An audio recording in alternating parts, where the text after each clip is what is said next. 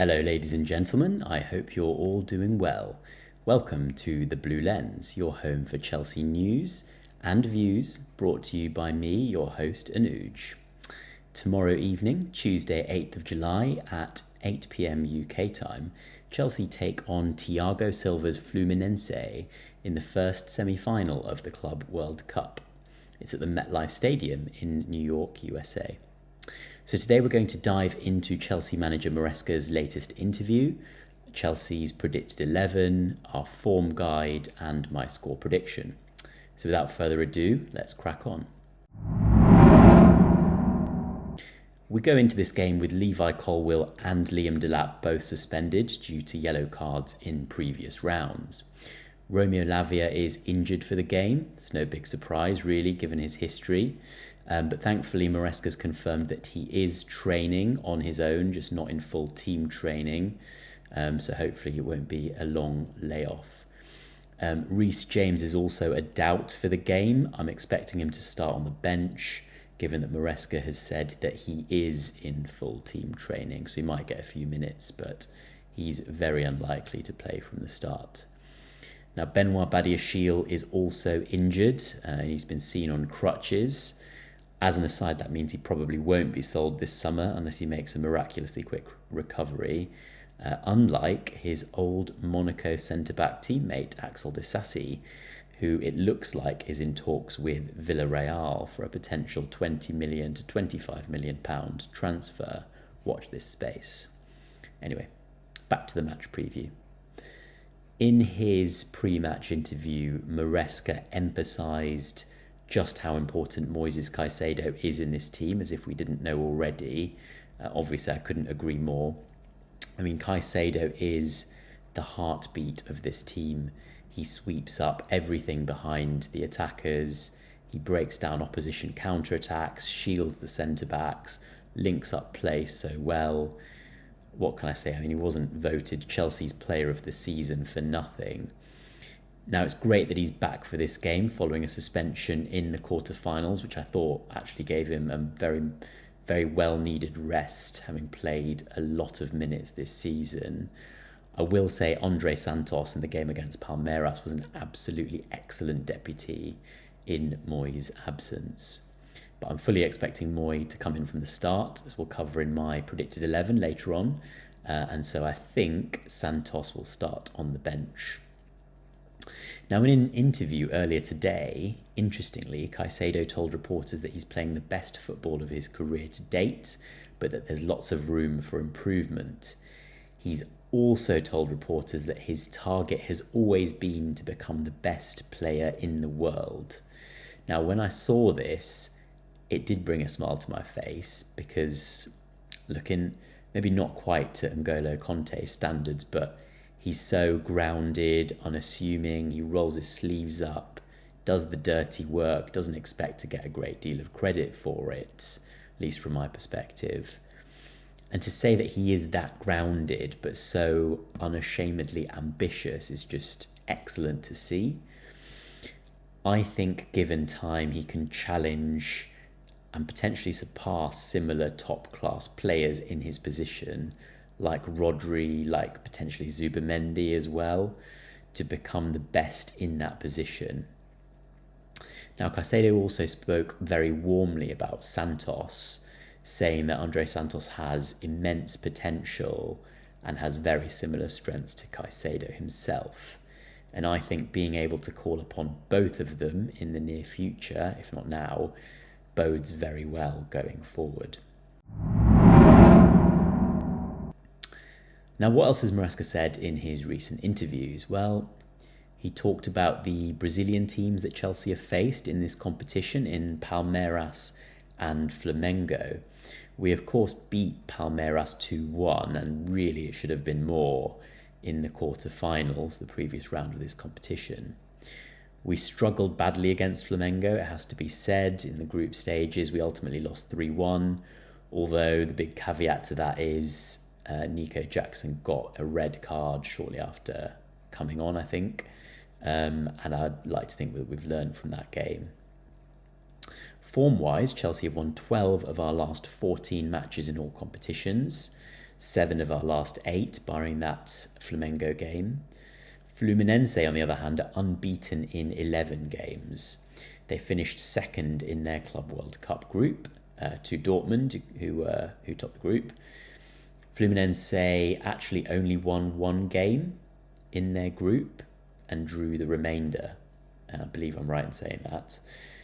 They drew with Dortmund, but then knocked out Inter Milan 2-0 and knocked out Al Hilal 2-1. And that is, by the way, an Al Hilal team that knocked out Man City in the previous round. So they are not to be taken lightly, this Fluminense team. Now, they're pretty robust in their defending, which is pretty unsurprising given the great Thiago Silva marshals their back line. And by the way, Silva has said in his pre-match interviews that his team will do everything to beat Chelsea tomorrow.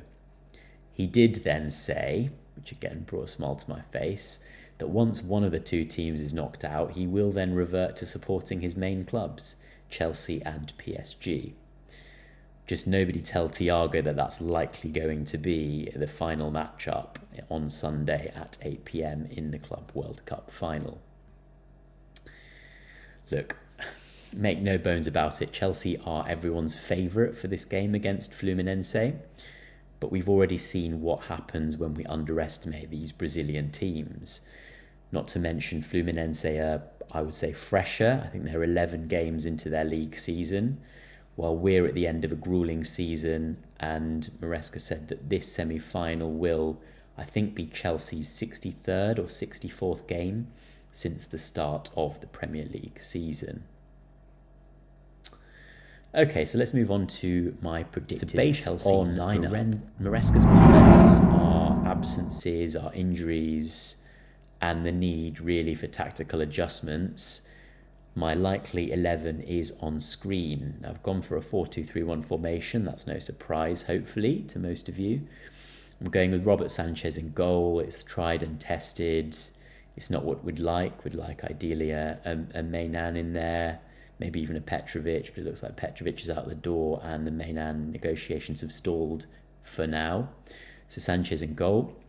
I'm going with a defence of Gusto at right back. I think given Reece is a doubt for the game, he might come off the bench, but I doubt he will start.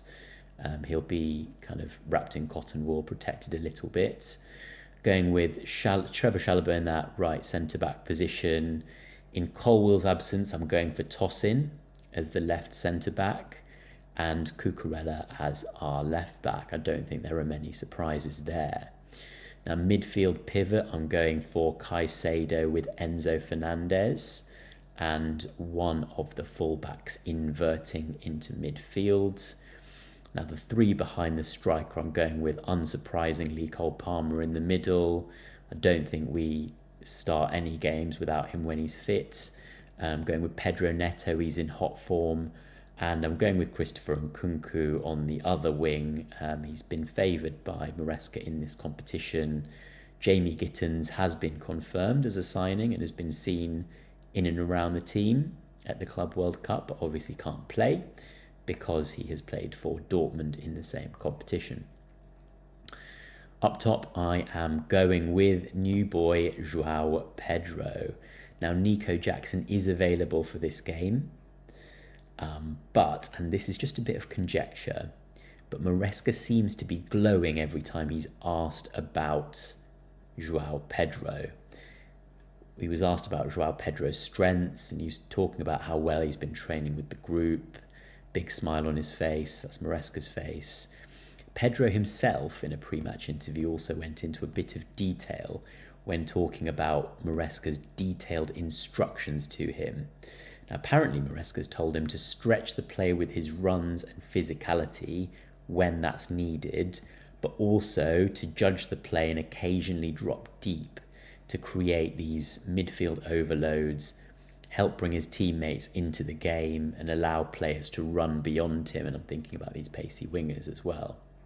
Now, it sounds to me like Maresca is readying Pedro to lead the line from the start for his full Chelsea debut. Let's see if I'm right.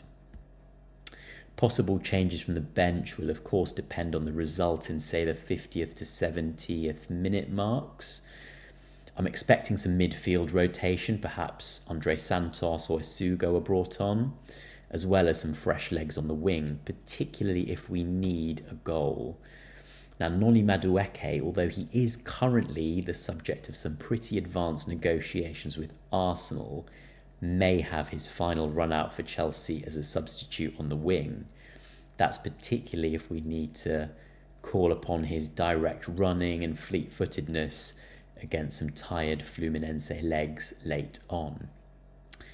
Now, if we're looking to see out a tight result in the kind of 75th to 90th minute marks, I would expect maybe a Dewsbury Hall to come on alongside a Isugo to try and batten down the hatches, and that seems to be Maresca's favoured formulation.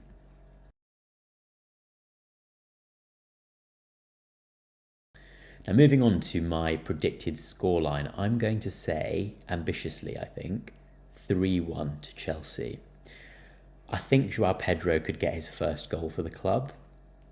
He looked lively in the previous game, and he admitted himself prior to this match that he's still working to get back to full fitness, having been on holiday, albeit training, when he got the call from Chelsea. But it sounds like he is getting there very quickly, and he'll be desperate to impress.